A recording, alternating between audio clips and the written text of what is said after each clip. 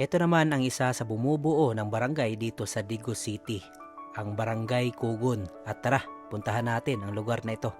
Napadaan ako dito sa may highway ng Kugon, Digo City dahil magbabayad sana ako ng bills at naisipan kong gawan ng video ang lugar na ito. At dito ko nalaman na ang Barangay Kugon na isa sa 26 na barangay na bumubuo sa siyudad ng Digo City, ang kabisera ng lalawigan ng Davao del Sur. At niresearch ko sa Google kung bakit nga ba ito tinawag na Kugon. At dito ko rin nalaman na ang pangalang Kugon ay nagmula sa masaganang damo na kugon o kugon grass na tumutubo ng sagana sa lugar noong panahong ito ay at madamong bahagi pa lamang. At bago pa man dumating ang mga modernong naninirahan, ang lugar ay sinasabi na pinamayanan ng mga katutubong tribo tulad ng mga katutubo sa relihiyon. At dito sa Barangay Kugon ang pinakasikat na bahagi na madalas puntahan at kilala ng mga lokal, ang sitio ng Punta Biao. Ito ang pinakasikat na coastal area sa barangay ng Kugon at dito rin matatagpuan ang malawak na mangrove area o sanctuary na sikat para sa mga tree planting activities at environmental tourism. At dito rin sa Barangay Kugon ang pinakasikat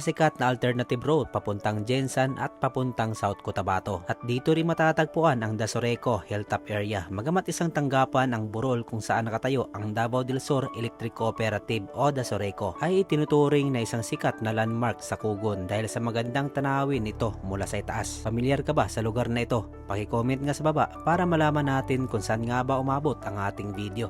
So paano? See you sa next video. Ride safe sa inyong lahat at ingat kayo palagi.